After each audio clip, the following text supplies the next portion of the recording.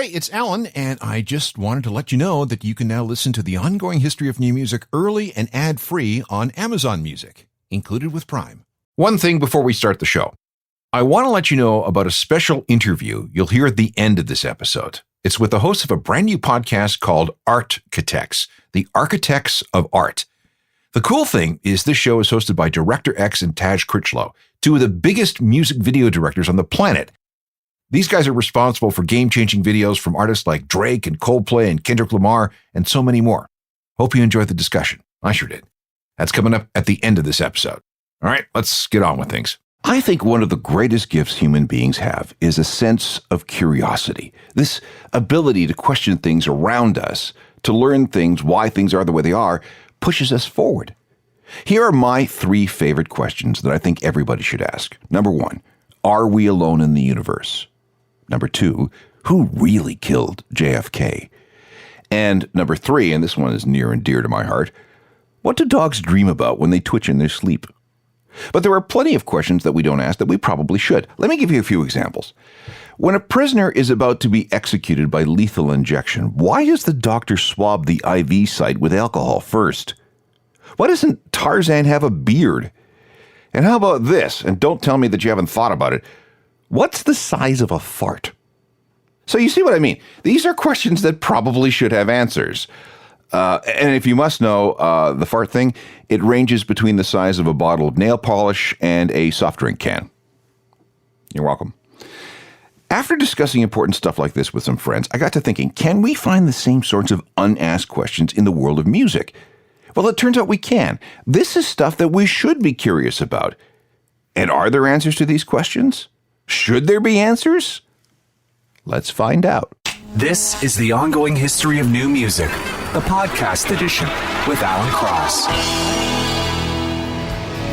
Tell me why we gotta feel this way.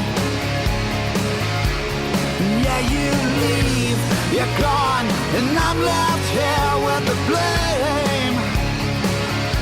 So tell me why. From 2000, that's Collective Soul with a song called Why Part 2, which I think is a pretty good introduction to what's coming up.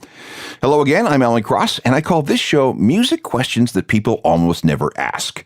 Maybe you've never thought about any of these things, but when you hear the question, you'll go, yeah, why is that? To show you what I mean, let's dive right in with this one. The official keeper of music charts in North America is Billboard magazine. This is where we find the Hot 100 singles, the top 200 album charts, and a couple of dozen specialty charts for dance, alt-rock, hip-hop, and so on. Billboard is one of the big Bibles of the entire music industry.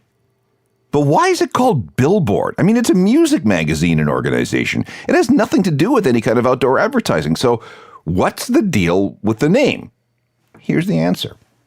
Billboard was established in 1894, years before what we would call the modern music industry was established. Its original name was Billboard Advertising, and its first job was covering advertising and the posting of bills. Back then, long before radio and television, the primary means of advertising was in newspapers and the posting of ads in public spaces. You know, flyers, posters, and billboards. From there, the magazine moved on to covering county fairs, circuses, vaudeville, and burlesque show, and the kind of advertising those things did and the gossip those industries generated. This got the magazine into the entertainment industry. But then in the early 1900s, when sales of phonographs and pre-recorded discs and records began to take off, Billboard advertising started taking an interest in that. What records were selling the most? They covered the jukebox industry and tracked which records received the most plays. Then they started looking at what records were being played on the radio. And by the time the Depression arrived, Billboard was focusing most of its energies on music. And then on January 4th, 1936, the magazine published its first ever music chart. That was followed by more charts, which ranked the best-selling records in America. And by the 1950s, Billboard was the industry leader when it came to tracking the sales of music. Billboard still exists today and is considered to be one of the most important and influential sources for music industry information in the world. And through it all, it kept its original name because back in the day, Billboard was really all about billboards. I need to play a song here, so let's go with this. In March 2016, this album marched its 350th non-consecutive week when it sold 5,000 copies in 7 days. That was good for position number 172 on the Billboard Top 200 album charts.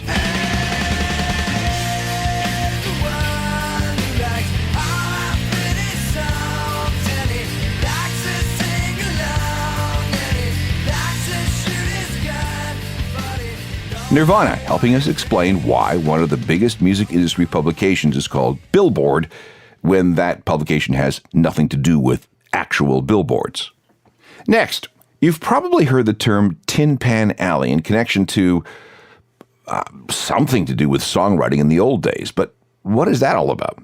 Well, 100 years ago, music was divided in two. There were songwriters and there were performers. The songwriters wrote the music and the performers sang or played them. When it came to the commercial music industry, performers almost never, ever wrote their own stuff. That was left to professional songwriters. They went to work every day in offices to crank out tunes for mass consumption by the general public. Because New York City was the center of theater and Broadway, songwriters flocked in that direction. They got jobs with music publishing companies and were paid a salary to come up with tunes, which would then be sold as sheet music or pushed to established singers and Broadway producers.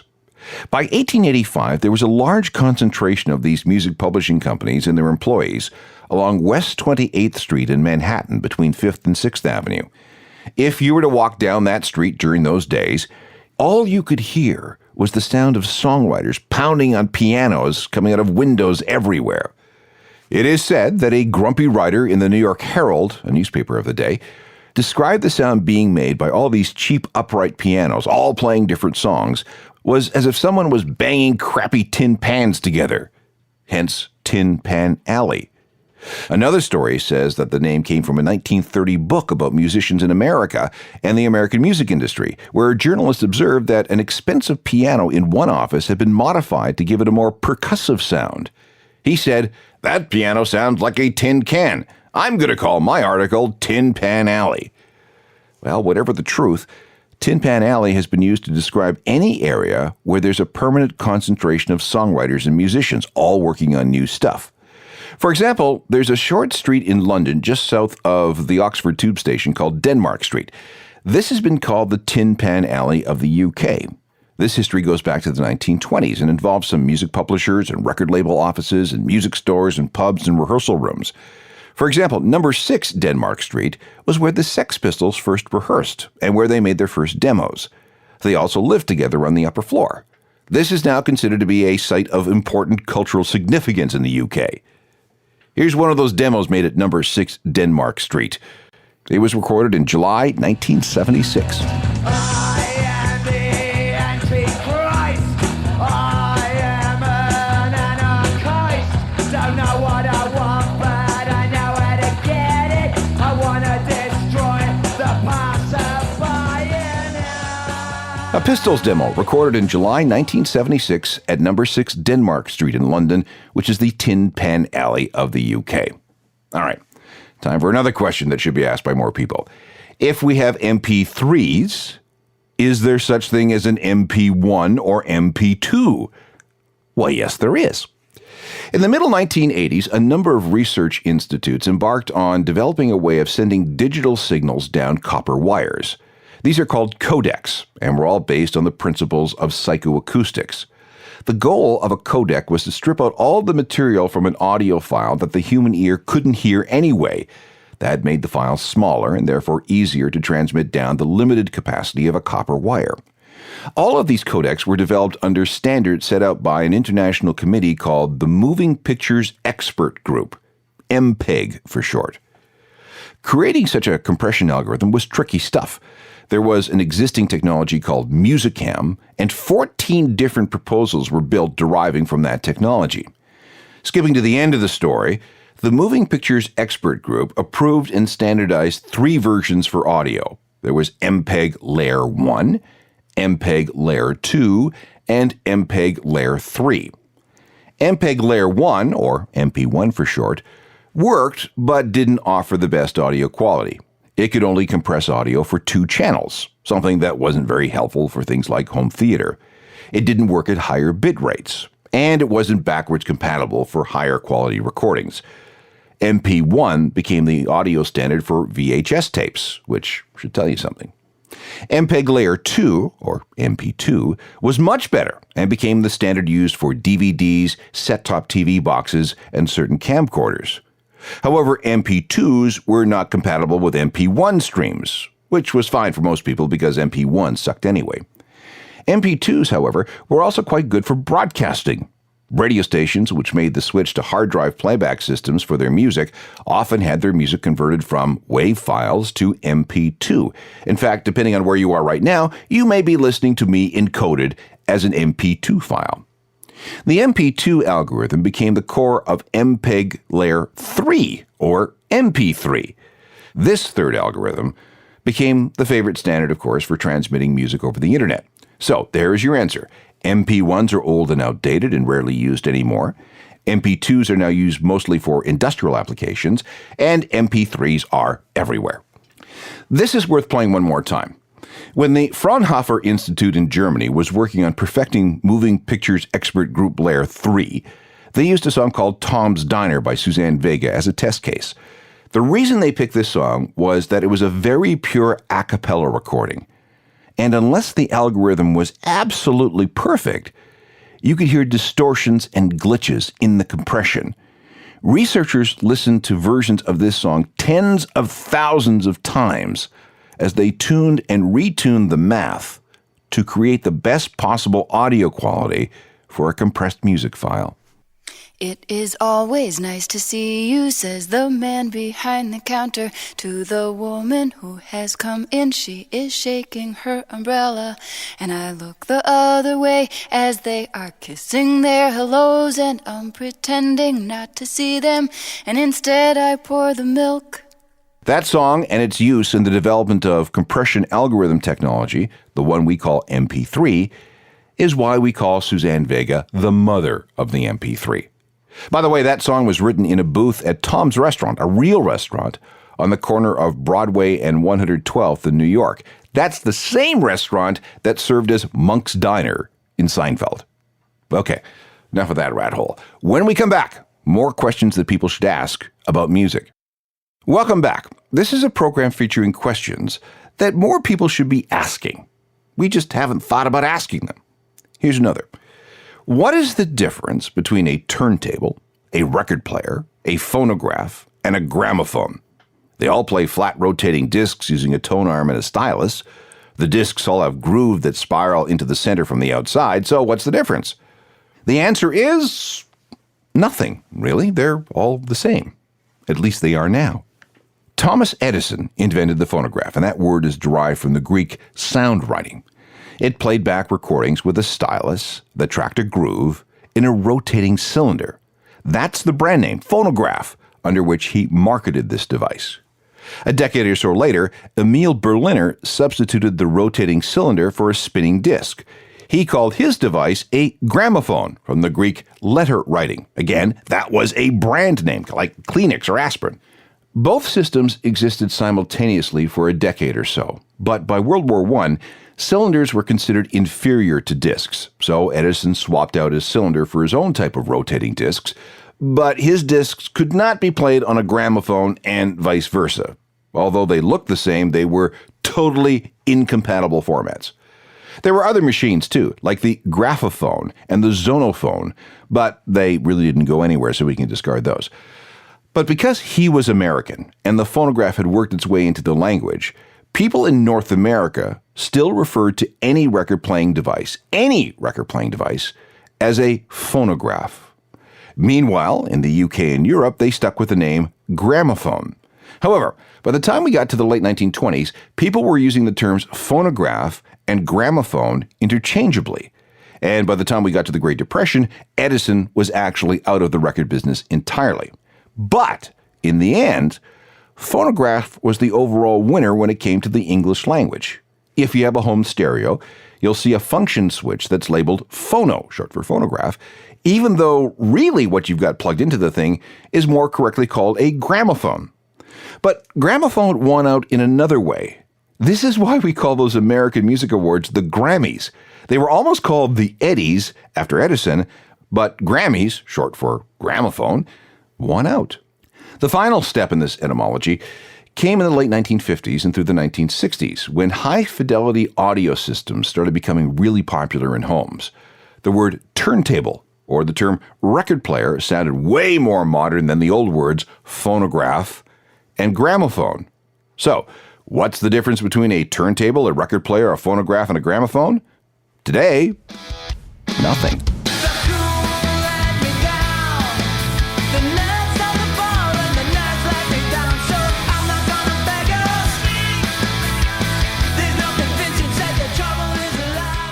That's from a 2014 album entitled Broke Till Midnight, band on the Epitaph label called Roll the Tanks, and they're singing about record players. The next music question is, why is it that so much music from the 1980s sounds the same? I'm speaking specifically of retro tunes with lots of keyboards and synthesizers. There's something very similar about the textures and timbres of those tones. Here's what I mean.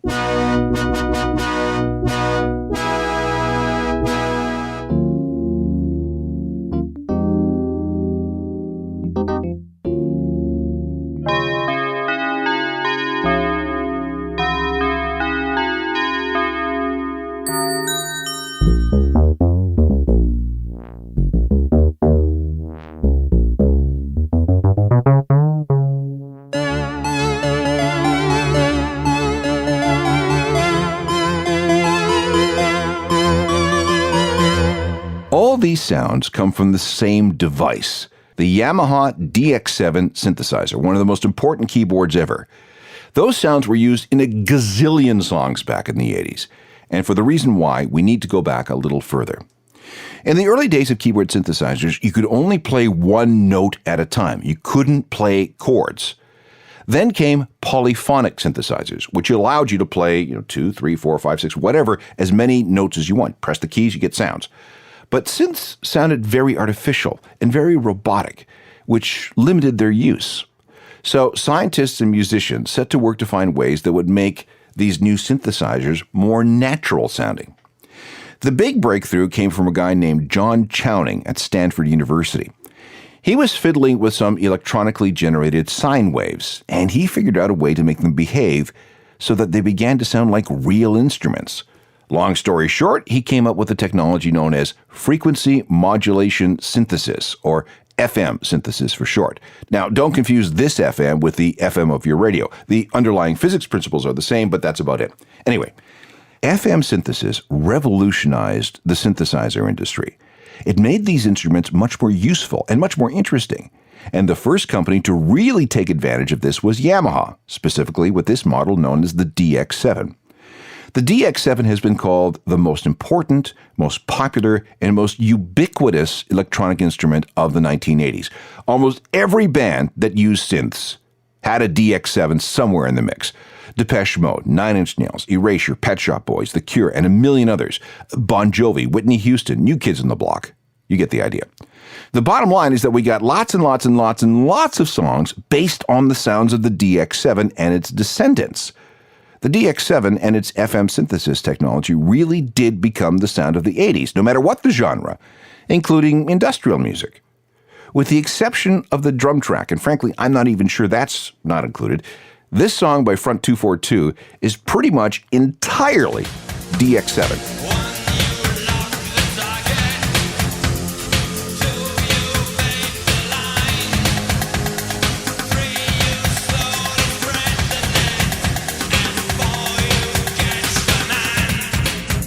Front 242 with Headhunter from 1988, a song that takes maximum advantage of the Yamaha DX7 synthesizer, probably the chief keyboard instrument of the 1980s, which helps answer the question, why do so many synth songs from the 80s sound so much the same? But there's another sonic clue that gives away a song as having come from the 80s, and that's the sound of the snare drum. In this case, I'm talking about acoustic snare drums, not anything generated by a machine. And sounds of 80s snares was a break in tradition. In the studio, producers and recording engineers began using microphones differently. In the 50s, 60s, and for most of the 70s, mic placement, where you put microphones around a drum kit, involved a technique called close miking. This was very popular. This meant that you put the pickup of the microphone very close to the drumhead, within inches or even less. The goal back then, the aesthetic back then, was to get a pure sound of the stick striking the drum. The result was a tight, sharp crack from the snare.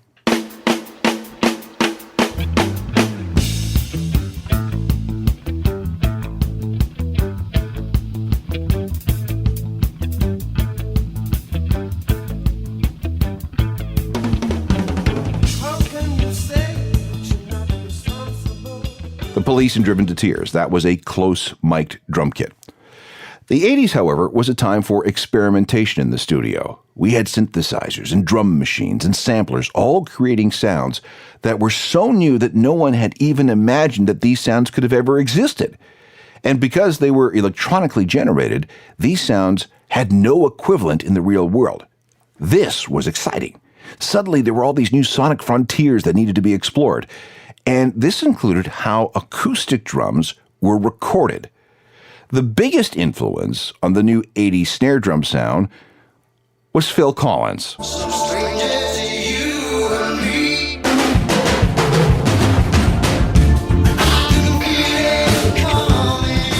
Now, obviously, this drum sound was a million miles away from the thin, tinny, artificial sound of many of the drum machines of that era. It was big and fat and boomy, and above all, very, very powerful.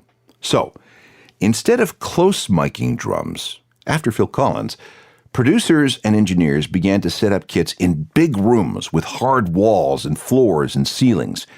Instead of looking for an environment that was dead quiet with no echo, they embraced echo and reverb and long sound decay, which is the time it takes a sound to fade away completely. The sound of the room became as important as the sound of the drums. And one of the best places to record that kind of big, boomy, powerful drum sound was in Studio A of a facility in New York called the Power Station. Producers and engineers would then augment the natural sound of the drums in this room with electronic effects like gated reverbs, which is an audio processing technique that adds even more power while keeping everything sounding clean. Other engineers would add touches of white or pink noise. And for a while, everybody wanted snare drums that sounded like this. You can actually hear the reverb gate max out when Tony Thompson hits his snare really, really hard. That's the crackle that comes after the crack of the stick. Get it on, bang a gong, get it on. Get it on, bang a gong, get it on. The Power Station, featuring Robert Palmer, a couple of guys from Duran Duran, and drummer Tony Thompson. That is an example of the drum sound that was very much in vogue in the 1980s. Some artists still go for that sound, but constant experimentation has led to other styles coming and going. And because we can now do on a laptop what we once needed a $2,000 a day studio to do in the 80s, the possibilities are endless. I have a few more questions that you should be asking coming up, and they involve Ticketmaster and Nickelback. The name of this episode is Music Questions People Almost Never Ask. And now I would like to turn to Ticketmaster. When we buy tickets through them, we're hit with a service charge. In other words, Ticketmaster charges us for the privilege of buying tickets and for the ability to give them money. These can be crazy. In addition to the face value of the ticket, you might be hit with a convenience charge, a facility charge, an order processing fee, and a shipping charge plus tax. Now, let's take a look at these one at a time. Taxes are simple. That's the government wanting their share of the purchase. Fine. A facility fee is something that Ticketmaster collects on behalf of venues that decide to charge you for the privilege of just walking through the door. It's their way of making money from you. After all, they are entitled to a profit. Meanwhile, the venues save money on not having to worry about staffing as many ticket booths or printing the tickets themselves or anything similar that used to be associated with going to a gig. Okay, so what's a convenience fee? This is where Ticketmaster makes most of their money, although this money is sometimes shared with the venue or the promoter or the artist. It's also sometimes called a service charge or an order processing charge, but the term convenience fee is kind of stuck. This covers Ticketmaster's costs and gives them a profit on every ticket sold.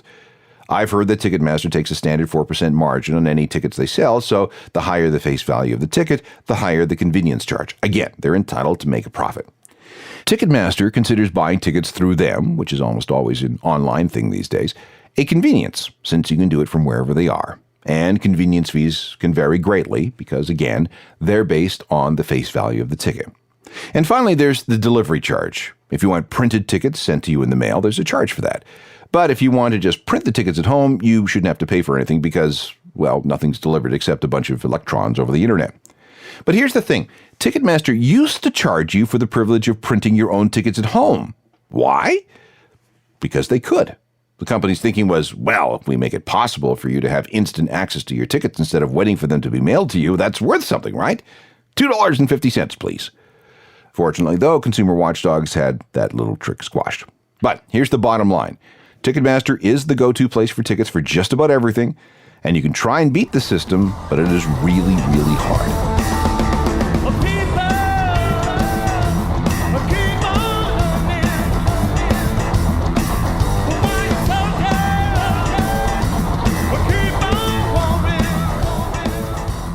Live Red Hot Chili Peppers, and the next time you want to go see them in concert and buy tickets through Ticketmaster, you now know what kind of fees you're going to have to pay and where the money is actually going.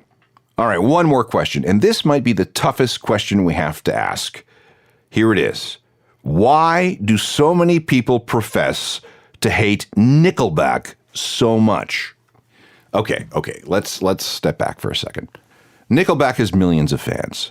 They are among the most successful rock bands of the last 20 years. They've sold more than 50 million albums worldwide. They are the second most successful foreign band in the United States behind just the Beatles. And if you look at who they are and what they do and their music, they are a very, very competent, solid rock band.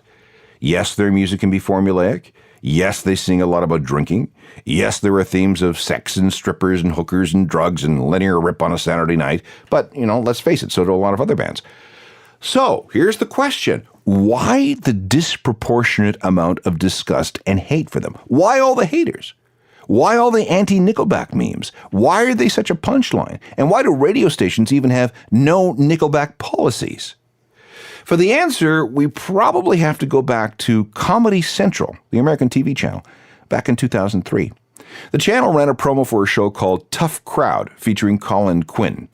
In this promo, he referenced a study that linked violent music to violent behavior. I quote, "No one talks about the studies that show that bad music makes bad music violent, but listening to Nickelback makes me want to kill Nickelback." That promo started running on May 5th, 2003, right around when Nickelback was exploding with their Silver Side Up album. It was on its way to selling 10 million copies, and the big single from that album was How You Remind Me. It was the most played song on American radio in the first decade of the 21st century. It was played 1.2 million times, more than any other song in that decade. So, Nickelback was on its way to becoming pretty ubiquitous when that Comedy Central promo started to run. And Nickelback only got bigger and bigger and bigger over the coming years. And apparently, familiarity bred contempt. So that's one explanation. The meme started with this promo. For the other, we have to look at a study that came out of the University of Eastern Finland. This study is entitled Hypocritical BS Performed Through Gritted Teeth, Authenticity Discourses in Nickelback's Album Reviews in Finnish Media. The whole purpose of this study was to determine why and when people started to hate Nickelback. The conclusion? According to critics, Nickelback isn't genuine enough. Plus, they're too generic in their sound and their image. I quote, "Nickelback is too much of everything to be enough of something. They follow genre expectations too well, which is seen as empty imitation, but also not well enough, which is read as commercial tactics and as a lack of a stable and sincere identity." The author of this study, a woman named Sally Antonen, pinpoints when the hate began, at least in Europe. It happened the moment Nickelback allowed their song Rockstar to be used in a TV commercial to sell sofas. This commercial was pulled because it made couches look bigger than they actually were, and they got in trouble with some consumer protection agency. So, there are two theories. Do you believe any of them? I think we need to ask more questions about this because it still doesn't add up for me. And sorry, Nickelback haters, it only makes sense to play that sofa commercial song now. Deal with it. I'm gonna trade this life for fortune and fame. I'd even cut my hair and change my name. Cause we all just wanna be big rock stars and live in hilltop houses driving 15 cars. The girls come. I think it's good to be curious. Curiosity leads to two questions. The first is, why are things the way they are? The second is, why do things have to be the way they are? If you have any questions about music that you think need to be asked by more people, email me at alan@alancross.ca and I'll see if I can dig up some answers. Meanwhile, let's connect on Facebook, Twitter, Instagram, and Google+. I post tons of stuff all the time. I also have a website, which is a journalofmusicalthings.com. If you go there, you should sign up for the free newsletter, which arrives by 10 a.m. Eastern. It's really a great way to get caught up with all the cool music stuff that's happening. Technical production for all this is by Rob Johnston. Talk to you next time. I'm Alan Cross.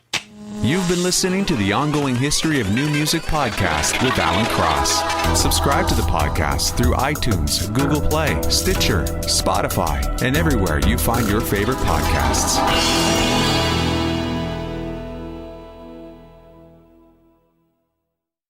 Before we leave today's Ongoing History of New Music podcast, I want you to know that we're part of a network called CuriousCast. And CuriousCast has a lot of podcasts available on its network. And one of the new ones is called Artcatechs. And I have two of the hosts of Artcatechs with me here. We have Taj Krishlow and Director X. And we want to give you a bit of an introduction to what this new podcast is all about. So who wants to go first and explain exactly what you guys will be doing? And obviously, here's a hint. If you're at the end of this podcast, my podcast, chances are it has something to do with music. So our show is pretty much about, it's in the world of music. It's pretty much us sitting down with storytellers that come from music videos.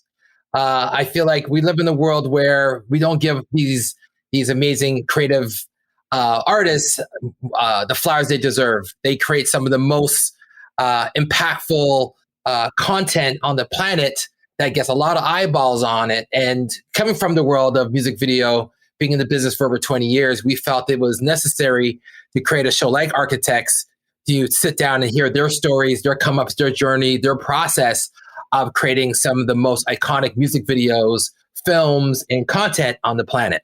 Now, you guys have been deeply involved in this world for, like you say, a long time. Who have you worked with? I've directed videos for Alicia Keys, Puff Daddy, Cisco, Destiny's Child, Drake, Justin Bieber, 2 Chainz, Rosalia, Iggy Azalea, Sean Paul, Beanie Man, Ariana Grande. Okay, now you're just bragging. Korn, John Mayer, the list goes on. Like this has literally been a crazy journey, and I always say X is the GOAT because as long as he's been doing it, like late 90s to now, it's still relevant. Like we broke our production company Fella with this music video for DJ Khaled, Drake, and Bieber called Pop Star. So it's been a crazy journey, and we're 2 kids from Brampton, Ontario, that went out to make art that broke out to the world, and now we're using our podcast as another form of storytelling, but through an audio medium. Okay, how are you going to make that transition? You've been telling stories through video. Now it's going to be only audio. So you're going to have to change your style a little bit, I guess. I mean, we're talking to the creators, so it's a different kind of thing. You know what I mean? The story is the story of the maker. So it's not conceptualizing music and visuals to it. It's talking like the first podcast, the debut of the show was with Dave Myers, another guy that's been in the game for a long, long time, and just talking about that philosophy behind his approach to art, the work he's done, and as well digging into some of the larger world issues out there. Like we have a whole talk about Black Lives Matter on that podcast, and being a white director and his perspective coming up in a Black music world. So it's a little different than what we're used to doing. Without any spoilers, give me the kind of stories that you'll be telling. Give me an example of a story. I guess the examples is pretty much their come up, what drew them in to get into this world.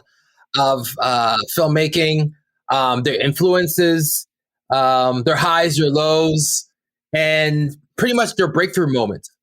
And a lot of times, to your point, Alan, like when you watch a music video, you're just seeing the end result, but you don't see what went into to make that product and that piece of art, as far as the storyboards and the art direction and sitting down with your head department and the collaboration. So it's pretty much we're giving them that kind of, you know, close set behind experience where you get to see the process of how we get to the finish line, right? I've often watched music videos and wondered, where the hell did this come from?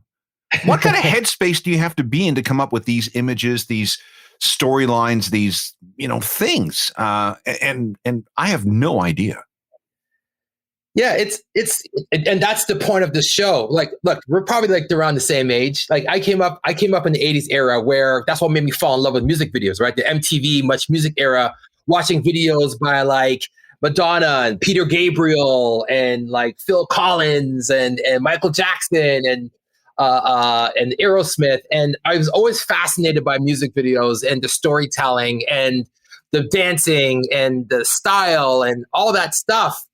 And that's what made us fall in love with the art. So imagine if you could go back in the days and sit down with Duran Duran and talk about the Hungry Like a Wolf video. Like, what the hell compelled you guys to be in this jungle and just going through this crazy, crazy story and sitting down with like the best of the best and hearing the stories of the directors working with Madonna and working with the Stones. And that's the beauty about the show. It's like we get that access to these filmmakers, to these artists. I've worked with the biggest and brightest artists in the entertainment business, but learn about that journey, that creative journey, that collaboration to make the work that we see that's now on television or on YouTube. And before we jump, I just want to say, please follow us at Architects Pods. I can't wait for this. Sounds like a great series. Looking forward to it. It's called Architects with Karina Evans, Taj Critchlow, and Director X. And I can't wait to hear some of these stories. Thank you so much, you guys. All right.